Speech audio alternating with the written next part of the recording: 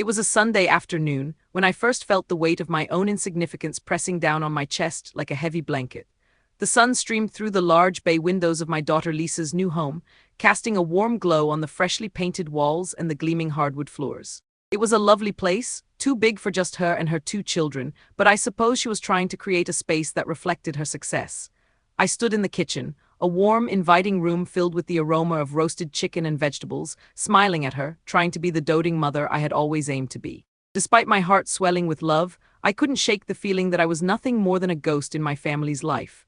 As we gathered for dinner, I watched as Lisa effortlessly slid into her role as a hostess, excusing herself to check on the children while I set the table. The clinking of dishes echoed in the expansive room, and with each sound I felt my heart sink further. My granddaughter, Rachel, giggled from the living room as she played with her younger brother, Lucas. Their laughter was sweet music to my ears, yet I felt a pang of sadness as I observed how easily the fabric of their lives weaved together without me. When Lisa returned with the steaming chicken and colorful vegetables, she seemed to bustle about, organizing plates and refilling glasses, completely engrossed in the busyness of the domestic scene. I stood at the table, waiting for a moment when she might pause to acknowledge me. But instead, I felt like an invisible figure lingering in the background, one who had forgotten her place. It was, I realized, a role I had been sadly accustomed to over the past few months. "Mom, can you pass the salad?" Lisa called out, her tone casual and distracted. I obliged, but as I reached for the salad bowl, a familiar coldness spread through my veins. I was here to help, to share in the dinner, not just to serve. My heart ached at the thought that I was merely an extension of her household, a helping hand she sometimes needed, rather than an actual member of her family with thoughts and feelings. "Thank you," she said, taking the bowl from my hands without looking at me, her eyes focused on her children in the corner of the room. I knew she loved me, but sometimes it felt as though my spirit behind those four walls was diminished to little more than the wallpaper, unnoticed and unappreciated.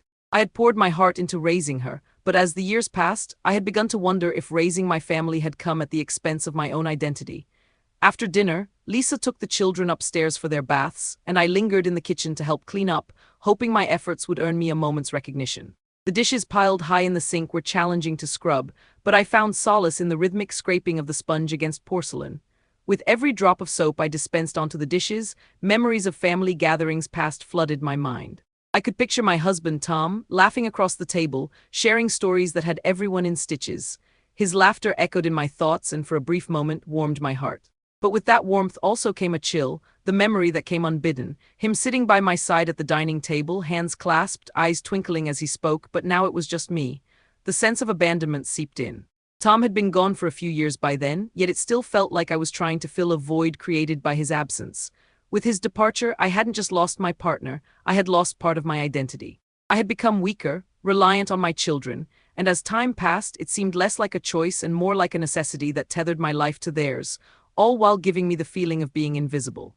"Mom," Lisa's voice snapped me out of my reverie. She had returned to the kitchen, her hands on her hips. "Do you need to head home soon? I can give you a ride." Home, it twisted something deep within me. "I'm fine, sweetheart. I can stay a little longer," I said, trying to ignore the lump forming in my throat. As she began to shuttle a few last items into the refrigerator, I focused on the way she moved. Her confidence was unmistakable, and I admired her strength, but with every second that ticked by, I was reminded of my own frailty. The gentle hum of the refrigerator filled the silence as she worked, leaving me to contemplate just how much my existence felt like a burden. I yearned for her to take a moment, to ask me about my day or simply check in on how I was feeling. "How's your health, Mom?" she finally asked, glancing at me over her shoulder, still preoccupied with the task at hand. The question held a sense of familiarity, but I felt it tug at me. Was that all I was now, a statistic she checked off her list, a mere reminder of her obligation as a dutiful daughter? "Today was good," I replied with what I hoped was warmth in my voice. "Just a bit tired, but you know it comes with age," I added with a forced chuckle. In truth, I was battling more than mere tiredness. I was becoming a shadow of myself, fading into the walls of her home. With a slight nod, she turned back to tidying up and started to talk about her work and the children's upcoming school events. My heart swelled with pride as she shared her achievements, but often I felt it was glossed over that the more successful she became, the further I felt from her world, like a forgotten relic of the past that had no place in the glittering future she was building. As she grabbed a few extra napkins from the drawer, she turned to me, her brows knitted together. "You should come to the kids' school play next month. It would be good for you to get out more and socialize." I nodded, willing to play the role that was assigned to me. Of course, I wouldn't miss it. I'd love to see their performance. Yet even as I spoke the words, a deep wave of discontent washed over me. Socialize at what cost? Was this what my life had been reduced to? A series of scheduled appearances for the outer world, a perception of inclusion crafted mostly from necessity. My heart sank further as I considered how I had to be invited to socialize with my own grandchildren. They had become so busy, wrapped in their own lives, while I prided myself on being the anchor of the family. Yet those logistics seemed to work against me, burying me deeper in loneliness. As the evening wore on, I felt bleakly aware that I was smarter, wiser, and yes, more emotionally resilient than I ever was in my youth. Yet no one around me seemed to recognize it. I could hear my friends, older than me, talk about their grandchildren, their wanderings across the country, filled with stories from every coffee shop and art gallery. They were vibrant, yelling in cafes, creating experiences. Why could I not have that? Could I be more than just a polite nod and a pair of hands to hold the old family recipe? I left their home later that evening heavy with the silence that followed me, and as I settled into my own small living room, the darkened corners felt like they crept into me. The loneliness was palpable, wrapping itself around my heart like a vice. I switched on the television, hoping to drown out the silence, to fill the void that seemingly haunted me at every turn. Every commercial showcased families, lively, animated, and filled with laughter. While I sat surrounded by my dried flowers and old photographs, relics of life once vibrant now faded under the weight of years. I grabbed an old picture frame from the mantel, one where Tom's boyish smile greeted me, surrounded by our children. A desperate stab of nostalgia rushed through me. That was the essence of my life back then, the moments filled with joy and love. Will I ever feel like that again? I was so caught up in worrying about what was happening outside my walls that I never noticed they were closing in on me. It was in that moment, with the photograph clutched tightly in my trembling hands, that I realized a painful epiphany began to form.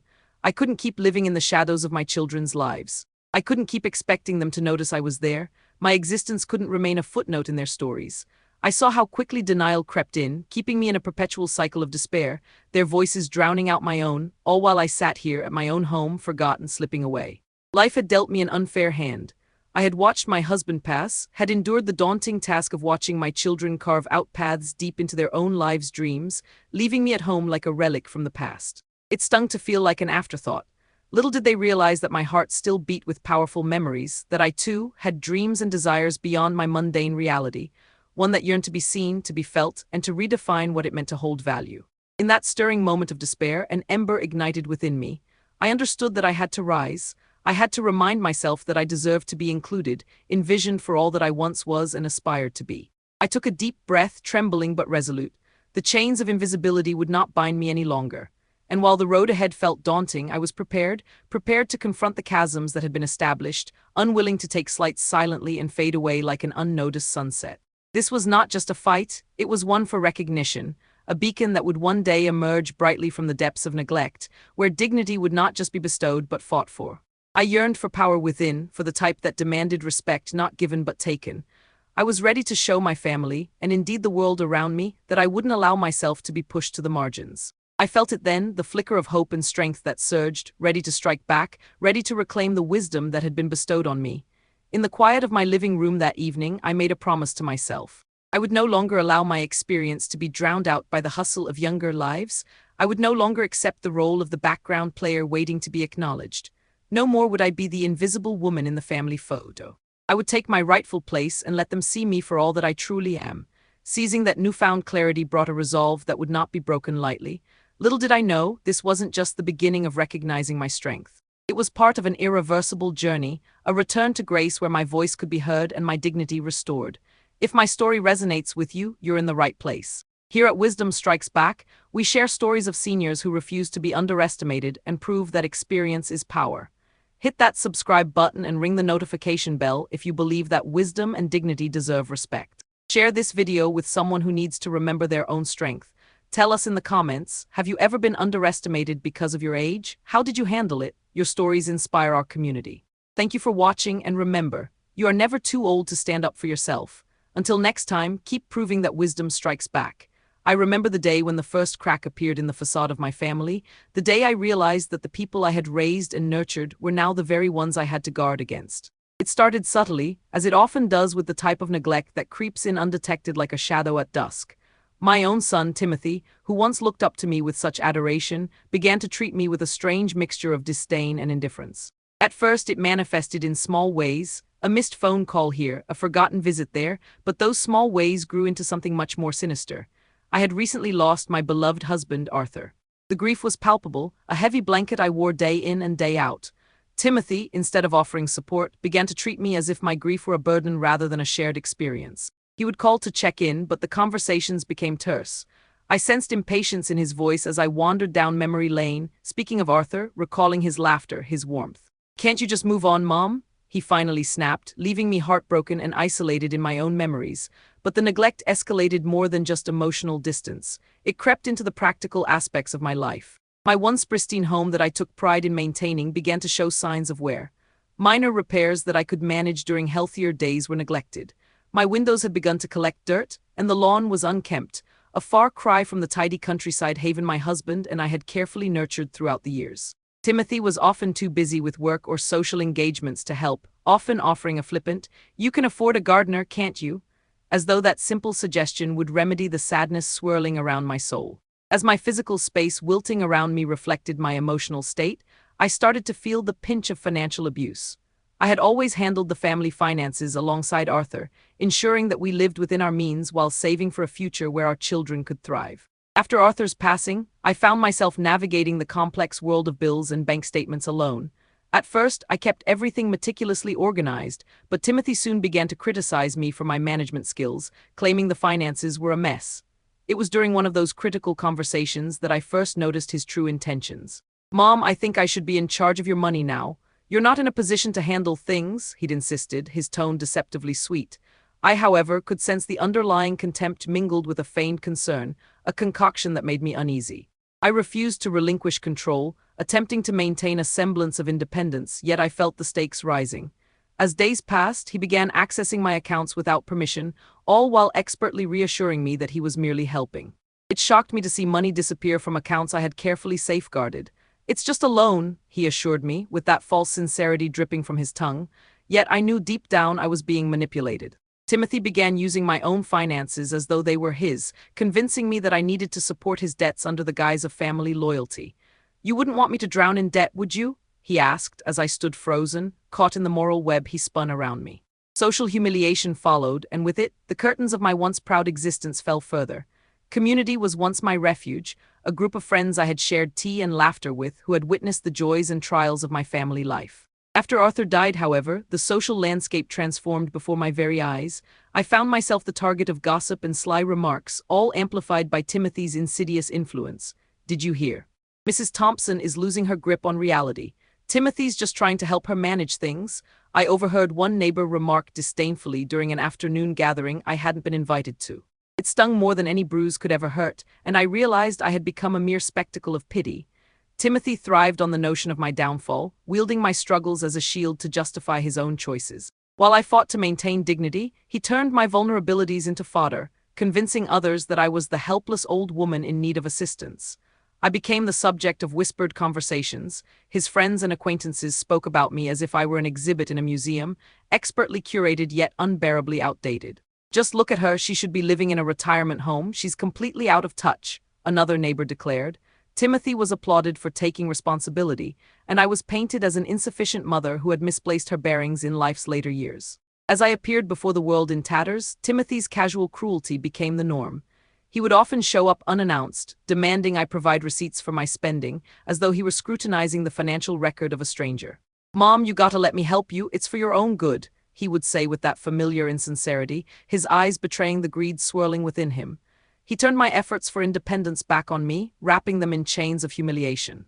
I watched helplessly as he ransacked my home under the guise of cleaning house. He'd wander through my private spaces, overbearing and smug, claiming he was just checking to see what you don't need anymore. With every box he rummaged through, he took what he deemed irrelevant.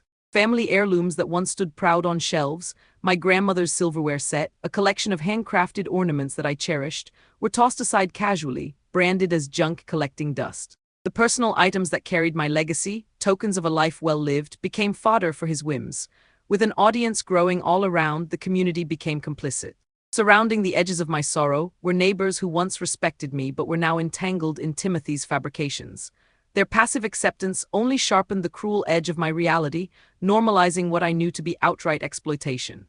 As Timothy spread his narrative, he grew bolder, delving deeper into a pattern of lies and deceit that created a rift I could hardly bear to witness. Even when confronted, I stumbled through half-hearted defenses, unable to rally the strength to raise my voice and reclaim my dignity. I craved autonomy and power, yet it became increasingly elusive each day. I wore a mask of stoicism, hiding my tears behind forced smiles as the world spun mercilessly around me. It was in these moments of despair that I began to see others in the community, those who had also been affected by similar familial neglect and exploitation. I began meeting with them quietly, exchanging stories and experiences. Together we formed a fragile bond, a pact in the shadows amidst the abusers who lurked above. But even in this camaraderie, I felt the weight of rejection, the hovering specter of Timothy's disdain casting a long shadow. He had sown seeds of doubt in the minds of outsiders, rendering my pleas for help seemingly frivolous. I discovered that the environment I once held dear had now grown familiar with cruelty, ingraining normalcy in a cycle that left me more isolated by the day.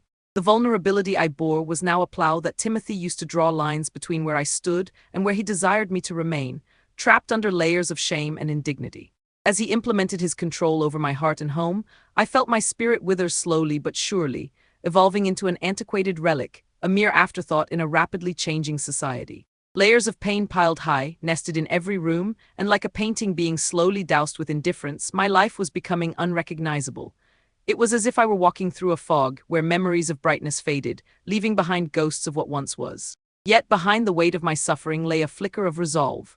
While Timothy manipulated the narrative, hoping to script me as the tragic matriarch, I began to listen more closely to the murmurings of strength from my newfound circle.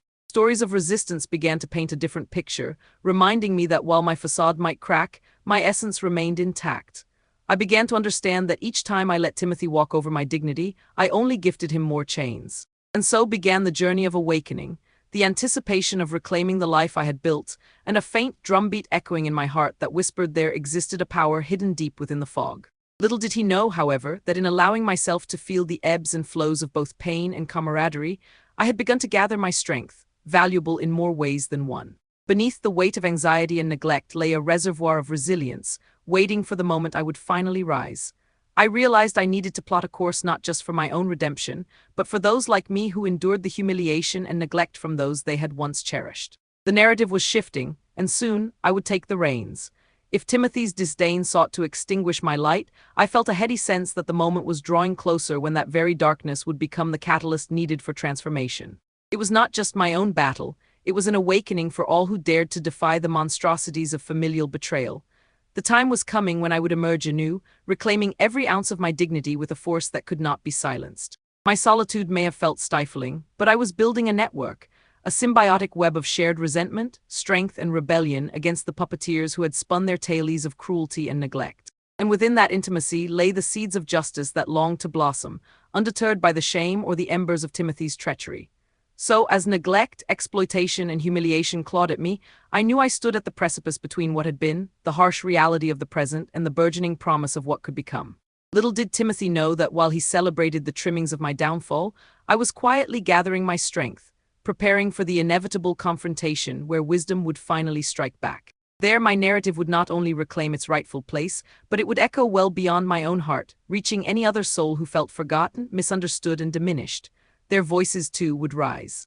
As I settled into the stark confines of my small, unfurnished living room, only dotted with memories that now felt like shadows, I could hear the distant echoes of laughter from the children playing in the street below. It was a sound that used to warm my heart. Now it felt like a bitter reminder of what I had lost, a family that had long forgotten my worth, a legacy overshadowed by neglect and silent desperation. For some time I had only been a caretaker of solitude, a figurehead draped in frailty, defined by a life that had spiraled into the hands of my own flesh and blood, who treated me like an inconvenience. On the surface, my life appeared far from remarkable. An aging woman, past my prime, living on a meager pension supported by the remnants of my husband's benefits. Yet beneath this unassuming exterior lay a vault of resilience, a lifetime of lessons etched into my heart, and an arsenal of hidden strength I had yet to unearth.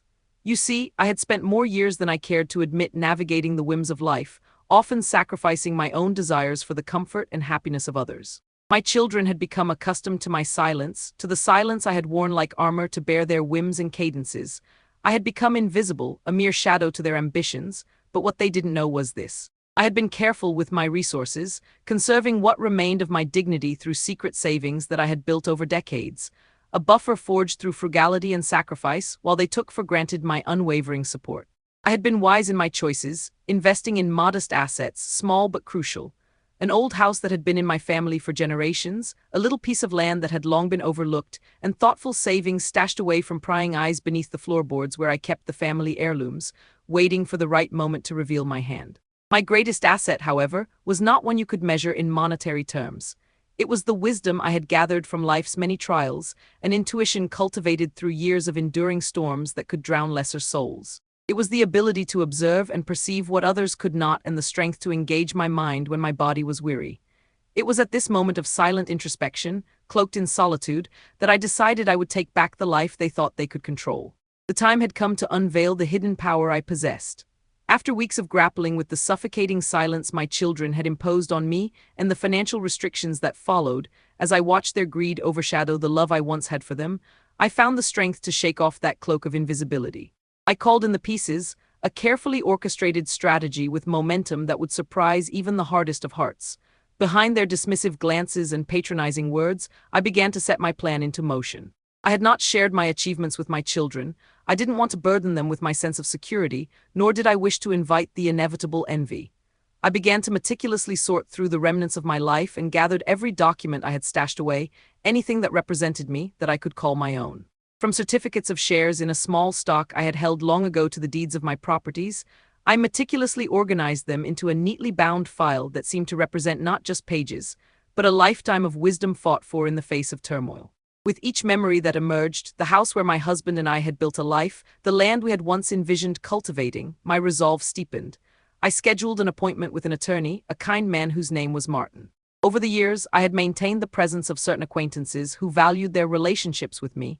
I still remembered how to forge connections, an art that had seemingly slipped through the fingers of my children's generations. He was moved by my situation, understanding that within me lay a spirit restless with retribution and a thirst for agency that would no longer be quenched by compliance. At our meeting, I laid out my plans before him, showing him the documents that served as the foundation of my hidden assets.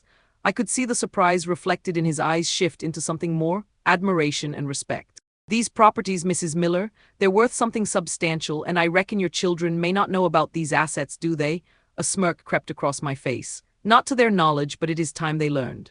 With Martin's expertise, I began to devise a strategy that would turn the tables, one that would dismantle the complacency my children held as they treated me as a mere subject of their whims. We outlined the steps I would take to secure my interests legally, ensuring they had no claim over the properties I would retain control of.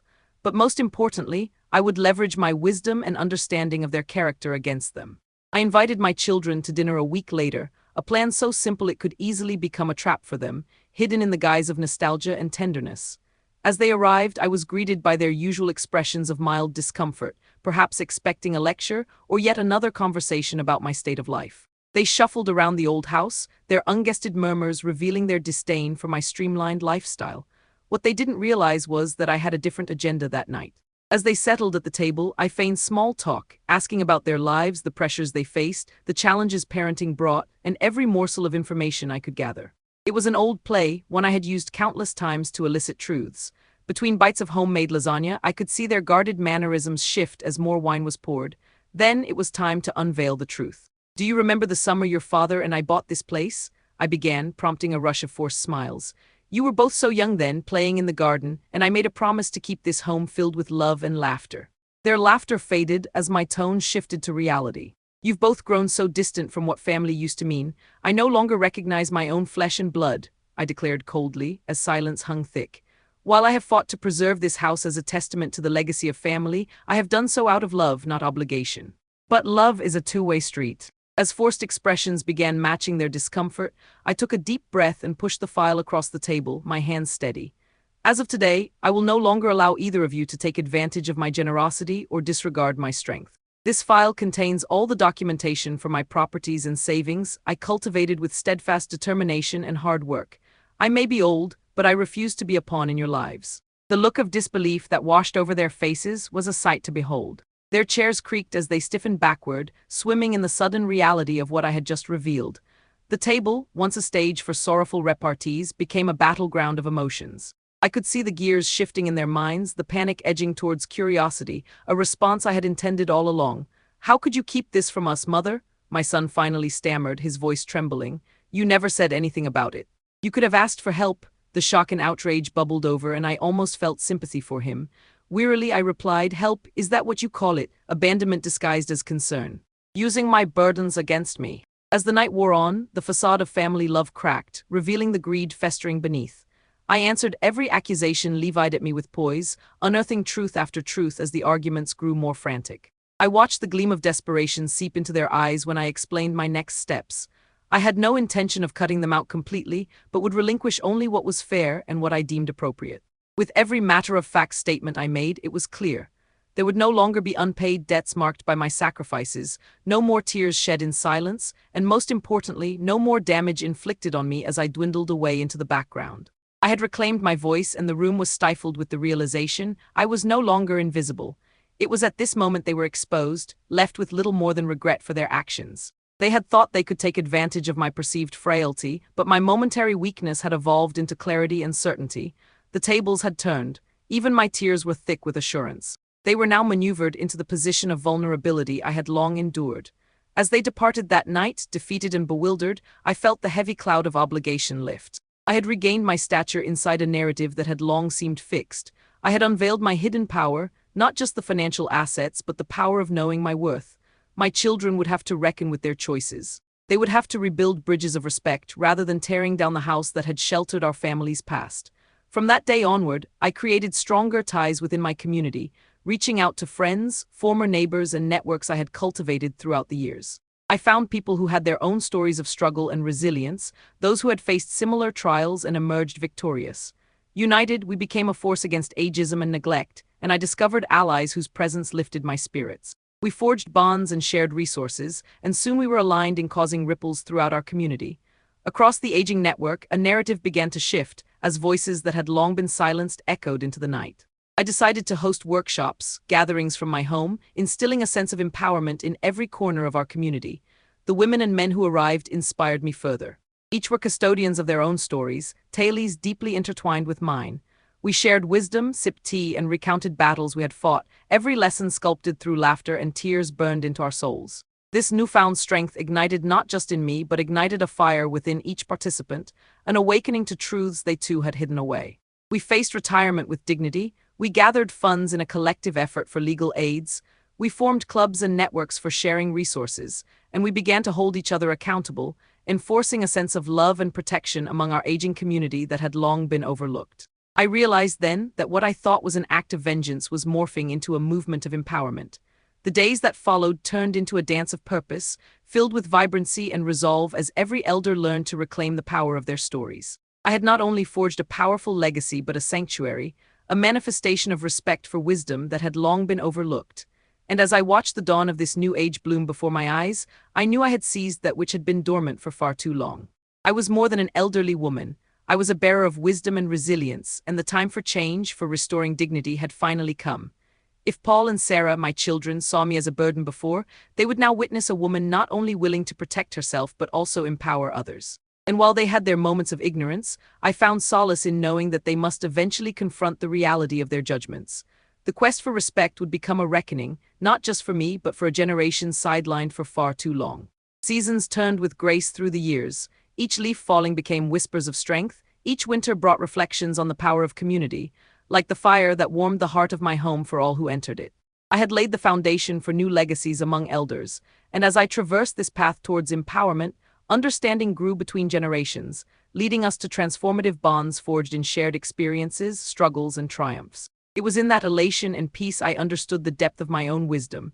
It had struck back to reclaim a legacy once lost in the shadows. As I sit in the now vibrant living room I had built for myself, not just a house but a symbol of resilience, I see the sunlight pouring through the windows, illuminating all that once seemed murky and suppressed. If my children had thought I was done, they had another thing coming. Because no, I was not only back, I had risen and I was just getting started. If this story resonated with you, you're in the right place. Here at Wisdom Strikes Back, we share stories of seniors who refuse to be underestimated and prove that experience is power. Hit that subscribe button and ring the notification bell if you believe that wisdom and dignity deserve respect. Share this video with someone who needs to remember their own strength. Tell us in the comments, have you ever been underestimated because of your age? How did you handle it? Your stories inspire our community. Thank you for watching, and remember, you are never too old to stand up for yourself. Until next time, keep proving that wisdom strikes back. I had navigated the murky waters of betrayal, woven through the threads of my own family, and now it was time to bring everything into the light. Betrayal might have worn a familial face, but it was no match for the iron resolve that had forged in the fires of neglect and humiliation. My own children, those I had nurtured and loved unconditionally, stood poised at the edge of a moral abyss, ready to drag me down into it for the sake of my modest savings and the family home I had fought to maintain. But they could not fathom the tempest stirred within me, a force honed over decades of experience, patience, and a deep well of instinctual wisdom. Each evening, I would retreat to the sanctuary of my living room, taking stock of what I had. It was an unassuming space surrounded by photographs steeped in memories, birthdays, weddings, family vacations. But lurking behind those smiles was a betrayal that had begun to eat at the seams of my heart like moths to wool.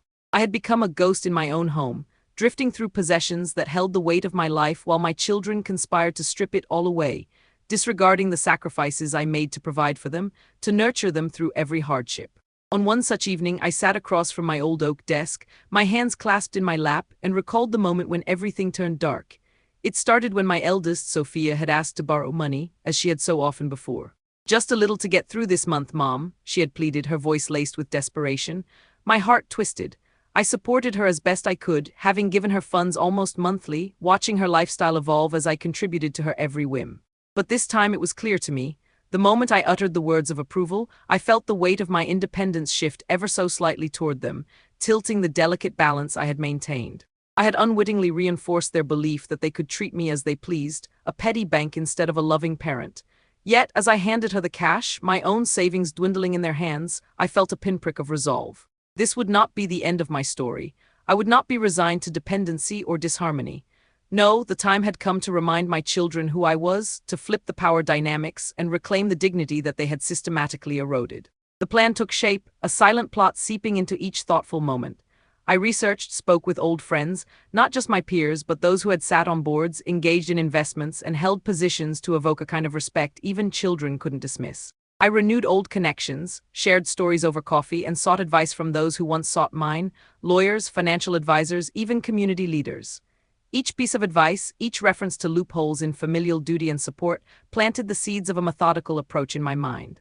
After weeks of compiling information, I found a local elder law attorney, someone who understood the unique vulnerabilities of seniors, someone who could help me navigate the treacherous waters of familial exploitation. My initial thoughts were uncertain. The thought of confronting my children publicly made my heart race, but I reminded myself of the price I paid emotionally.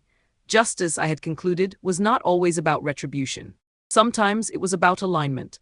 The legal process would lend me the authority I needed to reclaim not just my assets, but my voice. The day of our family gathering arrived with an air heavy with anticipation. It was a seemingly innocent occasion, a Sunday dinner intended to rekindle familial ties that had frayed over the years.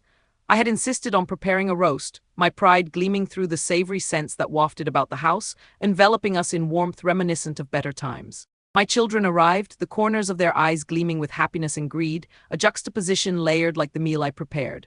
"Mom, this looks amazing," Sophia exclaimed once she stepped through the door, her facade of innocence appearing genuine, yet I felt the undertow of her ulterior motives swirling beneath the surface. They nestled into their seats, exchanging superficial pleasantries while I quietly steeled myself.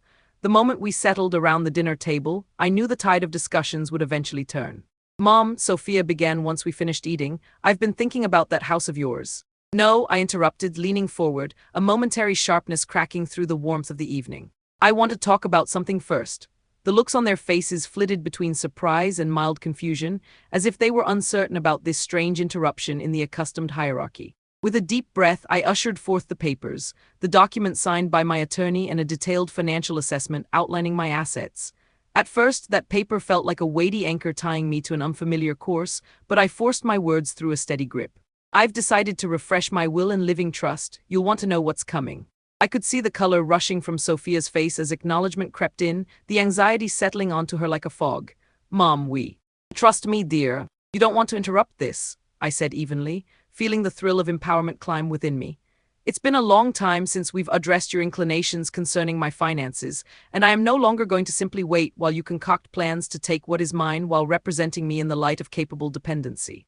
My son Timothy's brow furrowed, confusion and wariness warping his features. "What are you saying?" he uttered, the tension in the air now vibrating with anticipation. It was clear I had captured their attention now. "I've spent weeks speaking to professionals, and I will no longer be drawn into a situation where I am made to feel less than I am," I asserted, allowing my voice to build with each word. "You both want to play the game of familial love while seeking benefit over my life's work, and I'm done with that. I have investments you know nothing about and a future that I can plan without putting you at the center of my plans, nor will I allow you to keep coming to the well unchecked." They squirmed at the table, casting glances of disbelief at one another, and I leaned in further. "If anything, I'll utilize my assets and allocate as I see fit. I will secure my living situation with legal measures that will prevent any attempt from either of you in trying to strip me of my dignity in my elderly years. And believe me, if it comes down to it, I have connections who will advocate for me just as aggressively as you have sought my demise." For a moment, I watched as silence blanketed the meal that once filled the space with warmth. Their faces grew ashen, the shock evident. Sophia dropped her fork, and I knew I had struck a chord, the chime of realization twisting through the age-old familial ties I used to grasp so tightly. "What are you going to do? You think you can just exclude us because you're scared of losing your money?" I noticed the venom lacing Timothy's words, yet beneath that lay desperation. They were in survival mode now, flailing against the current I had created. I could see the hint of chaos ripple through my children as they felt the tides turned against them. "Fear has never been my barometer in this life, Timothy. What you are absolutely lacking is understanding of the legal complexity I've crafted to safeguard myself from your predation. I've invested in legal documentation that ensures you have no access to my funds. I will be granting a trusted family friend the poise of fiduciary responsibility." The realization settled like ice on their faces, all the hustle in their plans crashing around them. "How could you do this?" Sophia's voice trembled slightly, caught somewhere between hurt and fury. "You can't just cut us out." "But I can," I said, solidifying the confirmation with the same calm confidence that had nurtured me all those years, solidifying the reversal of power I had so carefully embraced. I could sense the hunger for authority, all those years of feeling small in their presence, now imbued in my stride as authority shifted in a way they could never reclaim. And then, just as I watched the illusion of familial bonds unravel, I continued, "In addition to ensuring you receive nothing, I will donate a significant portion of my estate to the local nonprofits that help seniors, places I hope will prevent others from reaching the place I arrived at." Is this what you fought for? The fear of losing everything because you saw me as frail, incapable, and simple-minded.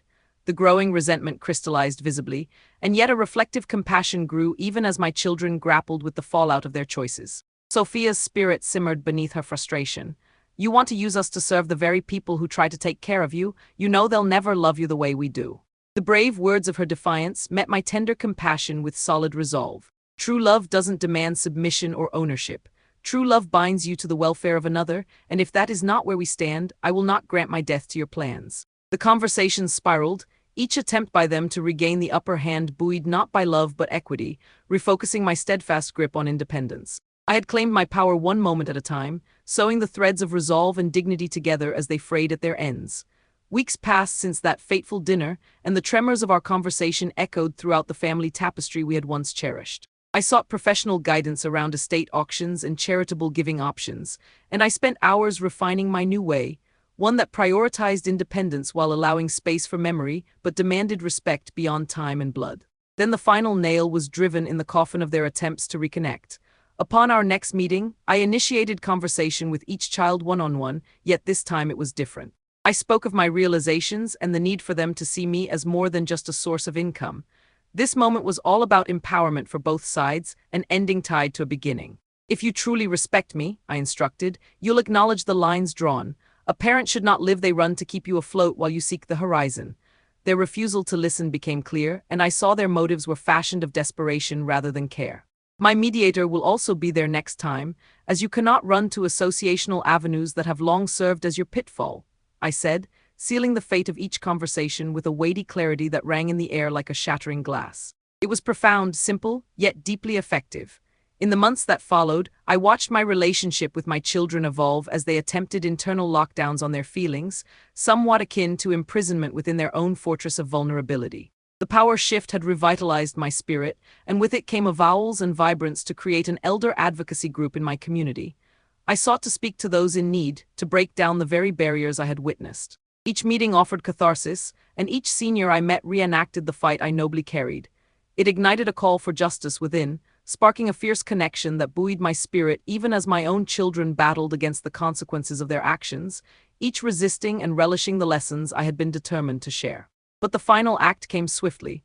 I was invited to speak at a local community meeting, a gathering of seniors launching support for those facing financial exploitation by their families and others. Standing before a room full of eager faces, I manifested my own stories of resilience and newfound strength, speaking truth to experiences that framed a narrative that no longer belonged to my children alone. Each moment became an opportunity to share possibility, igniting hope in the hearts of others who felt marginalized. The day arrived when I unveiled this new connection to my family, a time to extend a hand instead of erasing the threshold they had crossed, as the wound they had created was still tender. "I'm working with the seniors in my community now," I said during a tense holiday reunion, attempting to bridge the chasm that now separated us.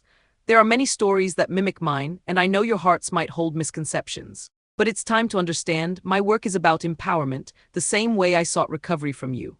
Sophia shifted, casting a glance full of something that kicked against the rigid facade they had all put on, a flicker of recognition and pain threading through her walls. "And what on earth do you think you're going to do?"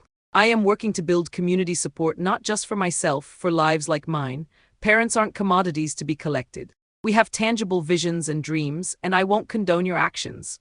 The calm in my voice pushed against their defenses, and I welcomed their rare vulnerability into the conversation. And there you have it, a turning point to bridge together our family's fractures.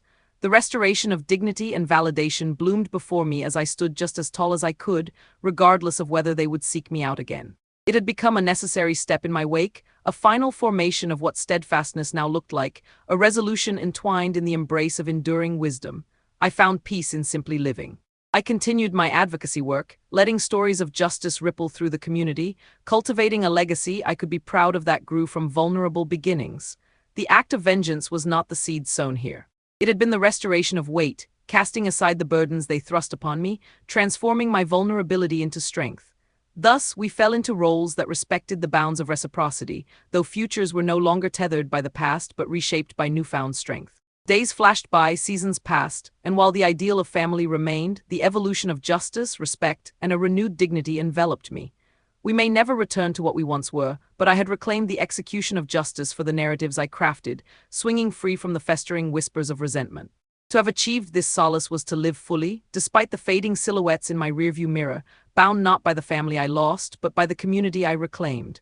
If my story resonated with you, you're in the right place. Here at Wisdom Strikes Back, we share stories of seniors who refuse to be underestimated and prove that experience is power.